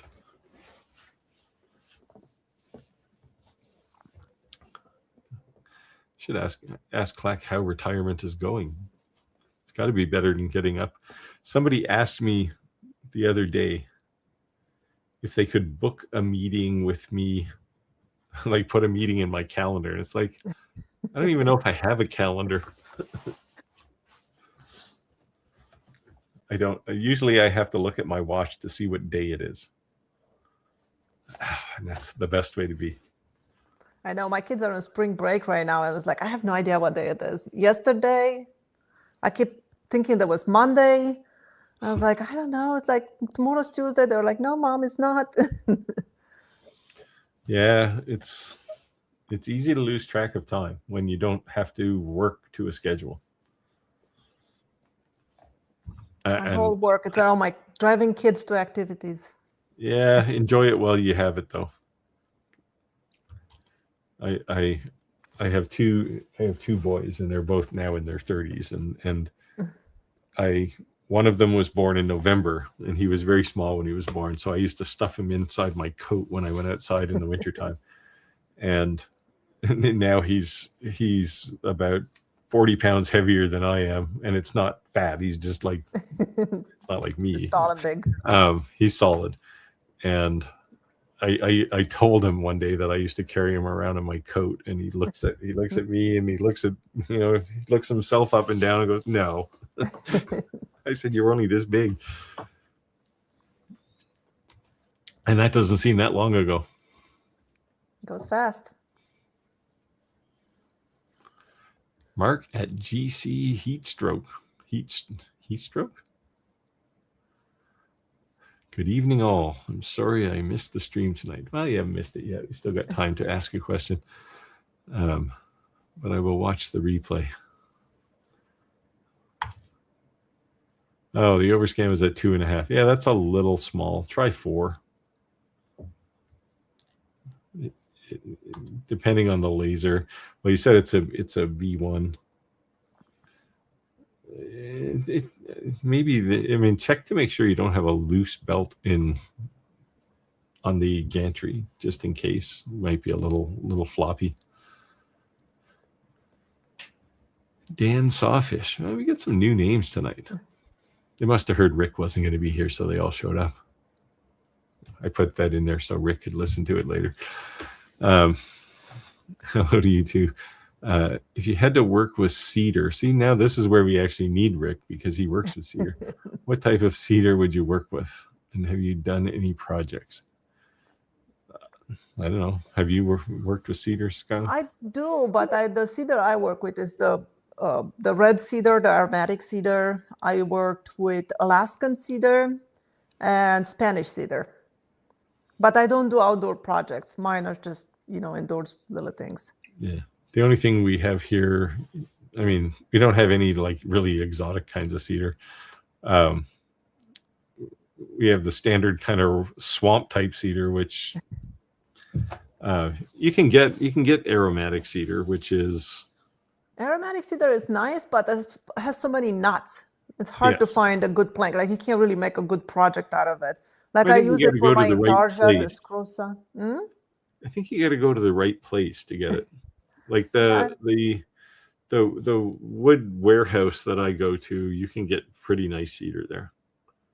But here we got Western red cedar, a lot of that. Yeah, and also cedar is pretty soft, so I usually like hardwoods just because they finish so much nicer. But I think Alaskan cedar is very nice. It's like a pale yellow. Well, but it does smell, right? So it has like the aromatic cedar, it kind of smells nice. Where the Alaskan cedar has like almost like a smoky smell. So that's because of all those forest fires in Canada blowing over there. I made a cribbage board once, and at the top of it was epoxy with yellow cedar burr. Have you seen? It looks beautiful. Have you ever seen a yellow cedar burr? Let me get one. Jeez, you got everything at your disposal. Yeah, I guess it's too bad Rick wasn't here tonight because he does a lot of flower boxes and birdhouses and things with cedar. It cuts, like if you're cutting it with a laser, it cuts pretty well. CNC, definitely. So this is a yellow cedar burr. Wow, that looks nice. But when you put finish on it, it's really bright yellow. Let me see here.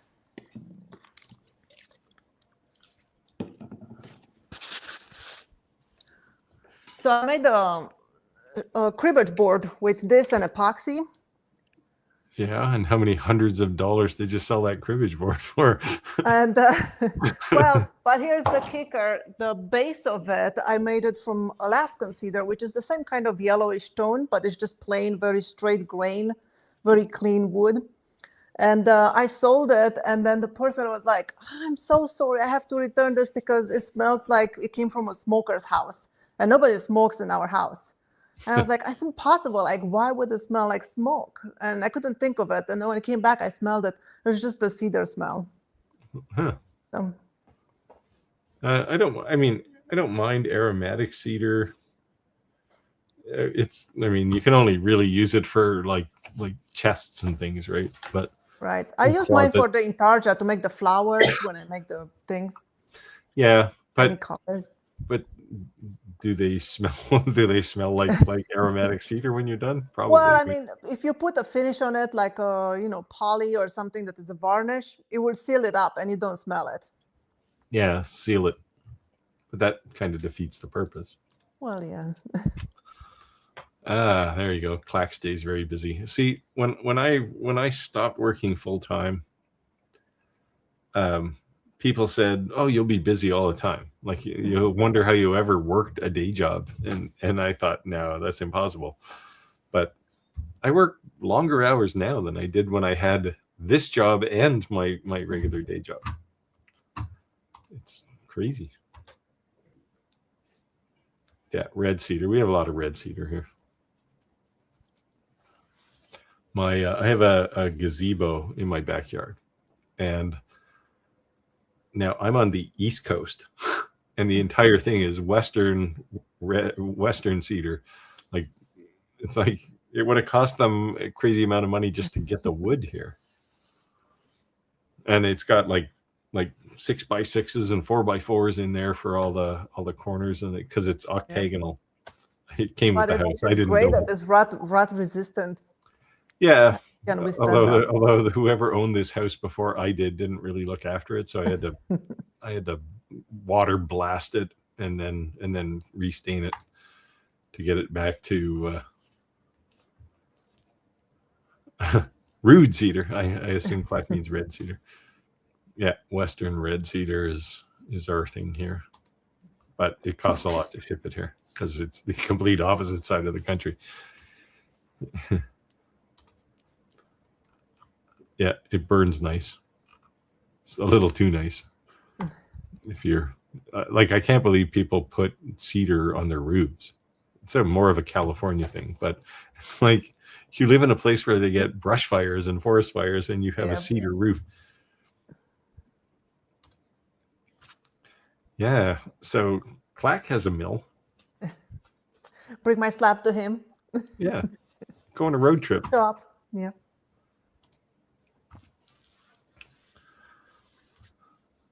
I know what day of the week it is. What day? Yes. So Wednesdays, I know, because I wake up in the morning and go, oh, it's stream night. And then I think about, how much can I get done before the stream starts?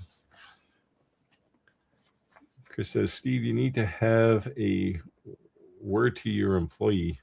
Yeah, that's me. Your workshop behind you. Oh, that one? It's standing there next to the 3D printer. Yeah.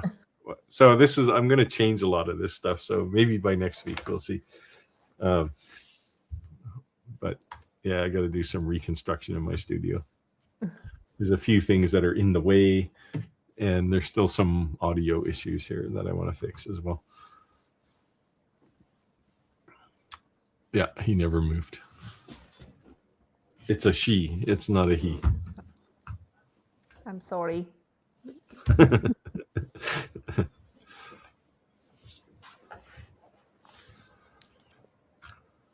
All right. If anyone has any questions, feel free to ask. We finally did get the Radu's laser question resolved. I knew I had the right answer. I just didn't know where it was. And I didn't. I'm gonna have to put LightBurn on this machine. This is my editing machine, so it doesn't have any laser things on it. I'm gonna show you the project I'm working on now. Yeah. Okay.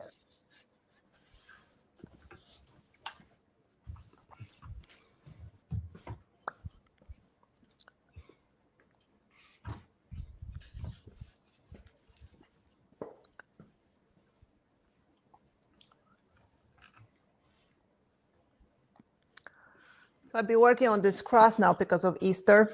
Oh, nice. So it has tulips. So that's what I would use red cedar for to make tulips or, this kind of project. See, I wish I had talent. This is no talent. I follow the pattern. That's not insignificant. If I can do it, you can do it. Can't see my counter. I don't have it. Oh, that counter? Well, yeah, it's because of the stream here. Getting closer? It actually hasn't moved much this week. YouTube I saw Rick posted that he just reached 65,000, 54,000, something like that. Yeah. He put it on Facebook. It's just, it goes in spurts. And like there was a time late in the summer, this past summer, where people were saying, oh, YouTube's really slowing down. And then all of a sudden it went crazy and people were still saying it was slowing down. And then it slowed down for a while and then it took off again. So I don't know whether I'm appealing to the YouTube algorithm or not. It's just, Did you feel that you got like a boost once you get around 75,000?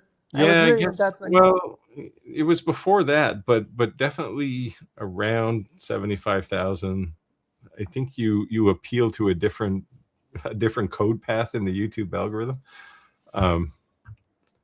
And then it seems now like regularly videos get, I don't know, 10, 15,000 views that Creality M1, I think, is at pretty close to 120,000.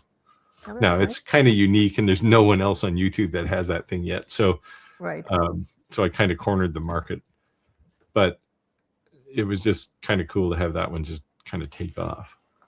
I have to do another one, actually. I got the shredder now, and I want to do one on making particular colors of filament, because I've been playing. That's what I've been playing around with that a little bit, and it's, if there was a thing to learn, it's mixing color.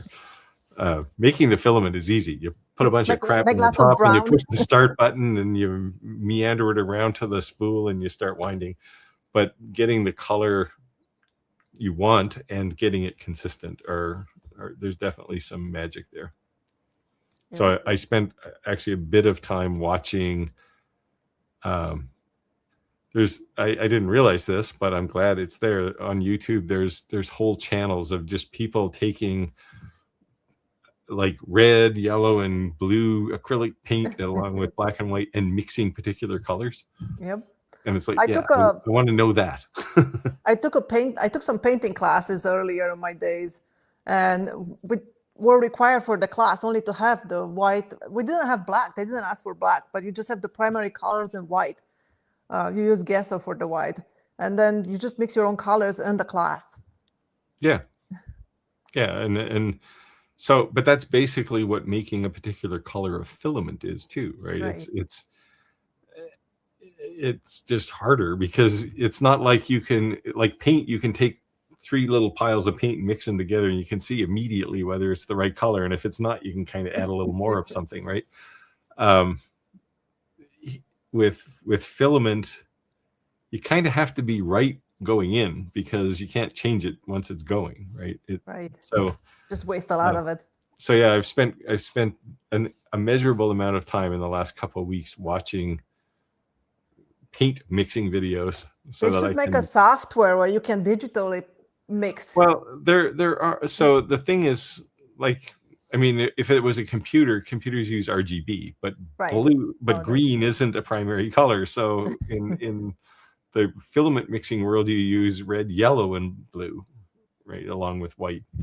And there's no. I looked for a decent color. Like there are color mixers online for RGB and CMYK and a bunch of other things, but there's not a really good one for RYB. And it's like that. This is what got me into watching these paint mixing videos, because so I've been taking them, trying a little bit and going, yeah, that worked. And I'm building a spreadsheet of colors that work. And you need to develop a software. You're into something. Nobody has it. Yeah, I'll just build a spreadsheet. But and you have to measure. So the other thing that's critical is the mass of each of the master batch colors, because they are so intense. Like literally, I dropped one little crumb of red in the hopper with a bunch of yellow. And you see a whole bunch of yellow come out, and then there's this one stripe for about, a couple. Well, it was probably a couple of feet long that had red in it, and then it turned back to yellow again. It's like, wow. So you need to measure it really accurately. And I was initially using a postal scale. Well, my postal scale is only accurate to within a couple of grams, and you need fractions. Like a pharmacy. Yeah. So I actually have a scale now that will measure hundreds of grams. And literally you take one crumb of master batch and you drop it on, and you can see the weight change. So once you can get it accurate, then things become a little easier. Radu says, smash that thumbs up button. Please do. Here's one for you, Skylar. Skylar, the delivery you opened in the last short has so much potential. Thought it must be tough to decide what to use it on. I didn't see that. It was, I think it's referring to some rosewood burl that I bought. I bought many planks of it. It's beautiful. was very pricey though. Yeah, no kidding. So I'm surprised that there are people still selling rosewood, because it's one of those world protected woods now, right? Yeah, I have a lot of rose. Let me show you these blanks. They look pretty. But in India, they still make the black pieces of a chest set with rosewood.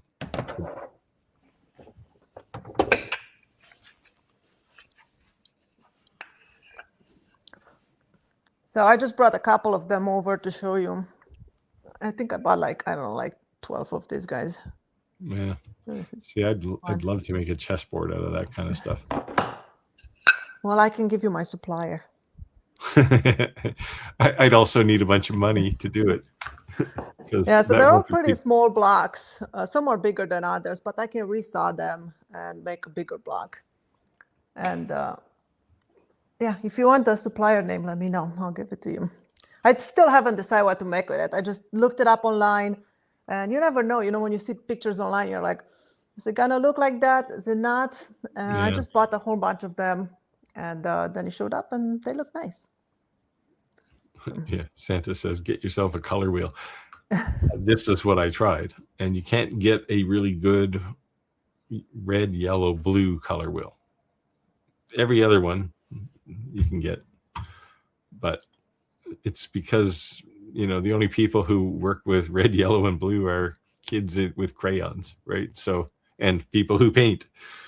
So, and neither one of them cares what a color wheel looks like. They just mix until it looks right. Green is my favorite color. It's a good color. So I did make a green, which has become my favorite color, in part because I made it. But it came out really nice. Here, let me see. It's hard to find a good green though, so it doesn't look too yellow and limey, but it's not too dark and, you know, army-like. Well, this one is more. Now this isn't the best light here, but let me see if I can. Oh, that is nice. Get this by itself. Oops. Full screen. More like a forest green.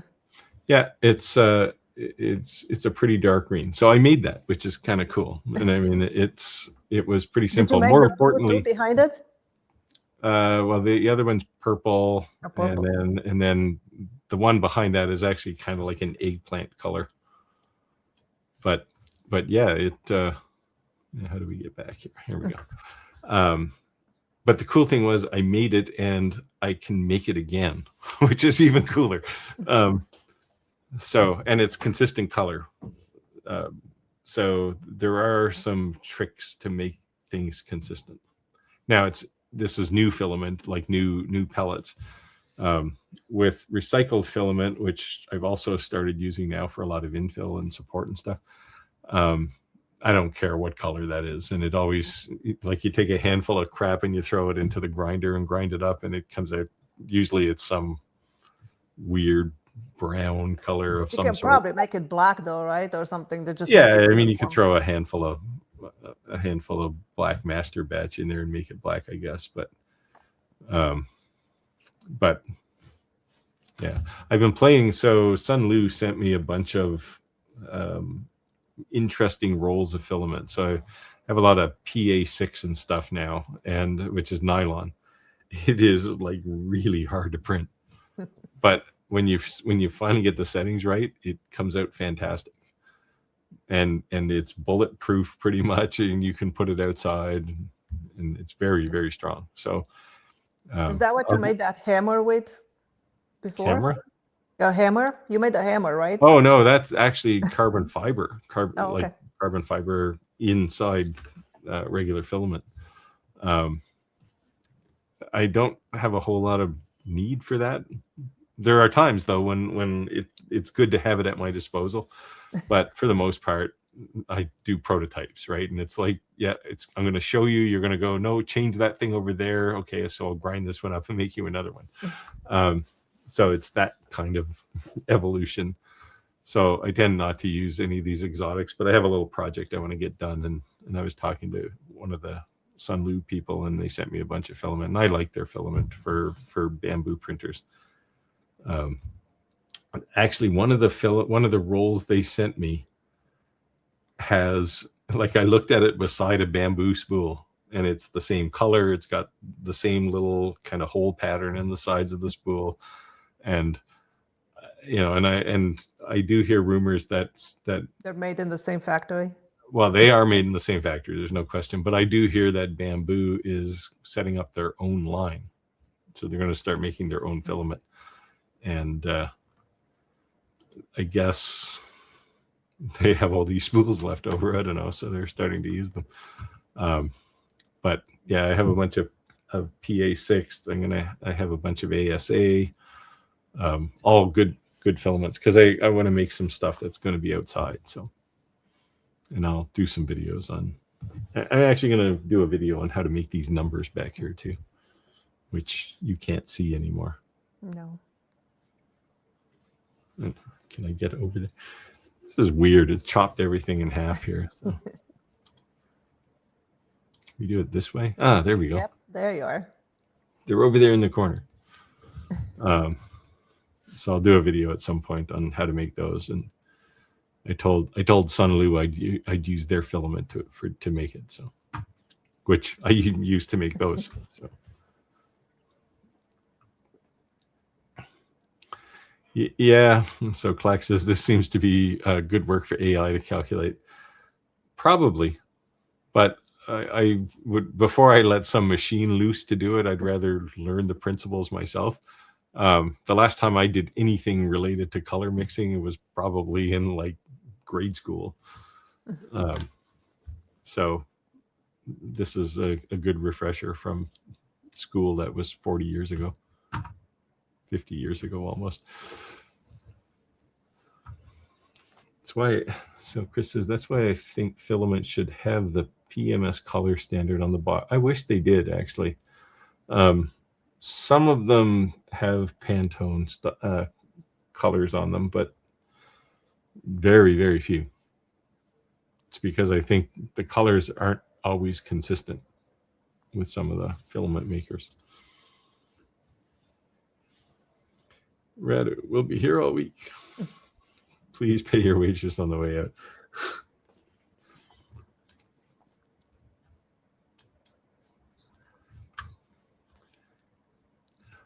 Stains. You can't see the final color until later in the final finish. Yeah, stains are the same way. Like you don't see them until, well, even paint to some degree, you don't see what the final color is going to be until it's dry, right? But filament, usually by the time you see it, it's too late. Like you're not changing it. And because this master batch is so intense, like literally one extra grain is enough to set the color off. So you have to be very particular. Jim says, green is my favorite color. It's called money. Our money's not green. Here's one. See, it's brown. I know Canadians get hassled because Americans call our money monopoly money, but we have some of the hardest money in the world to counterfeit. Are they different sizes too, kind of like euros? No. They're all the same size? But they have all kinds of crazy security things in them. Like if you take a red dot laser and you look through this little maple leaf here, you'll see the denomination of the bill if you look through it. Yeah, it's very cool.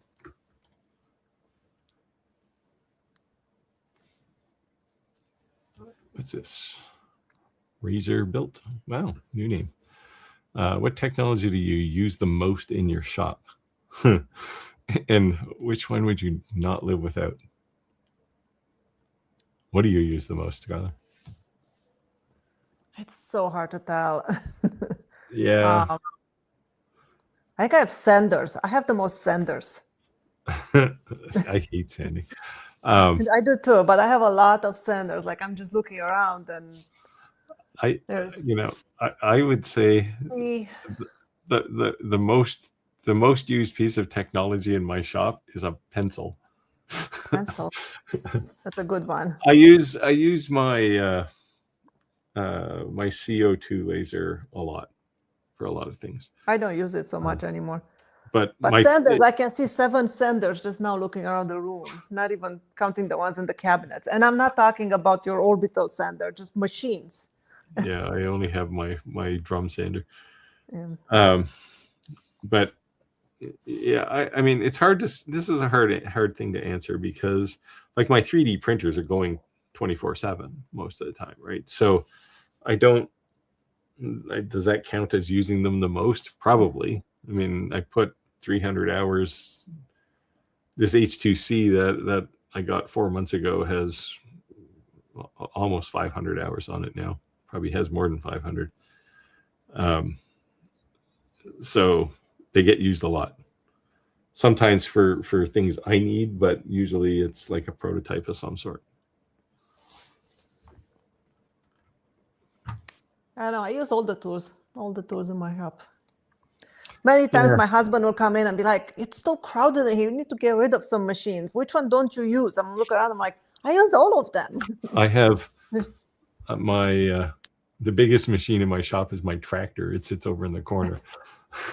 I wish it didn't because I need the floor space, but I don't have anywhere else to put it. Well, I have 2 band saws, 2 table saws, many sanders. I'll have 2 drum sanders coming this week. Everything is just multiples. A Boomer says I have to make some clack orange. I think I do because clack has the whole market cornered for clack orange filament. It's probably patent. Yeah, you can't get it from Bamboo anymore. Bamboo is just like, you go to their site to buy filament and they have like, 14 colors of PLA or PETG, but they have 3 of them in stock. And I think this is because they're in that transition where they're making starting their own to fire up their own line, right? So, yes, Clack bought all of it.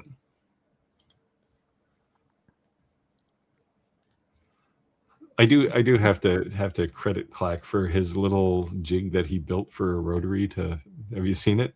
No. Oh, he built these little bigger spools that fit onto the claws of a Rotary chuck and hold things much better. So good on him, because it actually seems to work. Because chucks are like the worst things to try and hold anything round.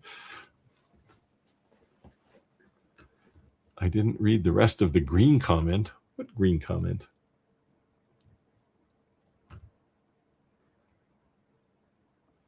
Who said this? Radu. Let me go back. Oh, green is my favorite color. In fact, I like it more than blue and yellow combined. Okay. He's good for two dad jokes a night now. Where were we?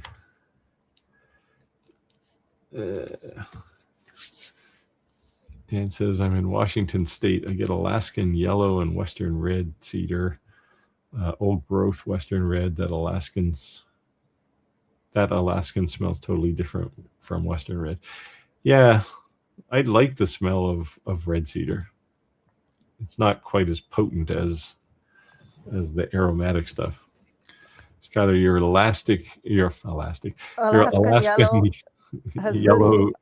Oh, go ahead. Yes, it does have very tight grain and it's very, very straight grain. And usually very clean board, like has no knots or anything. Just super, super nice wood to work with. Cuts easily, finish nicely. All right, we're at time. Oh, here we go. Clack started buying Overture from Amazon. I don't really care for Overture filament, but it's one of those things. It's like an Amazon special, right? So the Overture from 6 months ago may not be the same stuff that it is now. They work really well. Yeah, those O-rings actually was a good idea. Anyway, we're at time. So if you had a question that we didn't get to, ask it. Come back next week and ask it. Anything to close down here, Skylar? Not much. Thank you, everybody, for hanging out with us. We survived it without Rick. Yes. And we'll see you next week. But sadly, there was a question for him tonight around cedar. But yeah. So we'll have to come back next week and talk about the cedar. Yeah. Are you back next week? I guess I am until Rick tells me not to. End of the month. Oh, well, hopefully he won't tell you not to. All right. I told him I'll cover while Roger is putting his life back together, and I'll feel like Roger's getting better. Yeah, it's a tough thing, man. Yeah. All right. Anyway, thanks everybody, and we'll hopefully see you next week. Thanks. Good night, everyone. Good night, Steve. Thanks.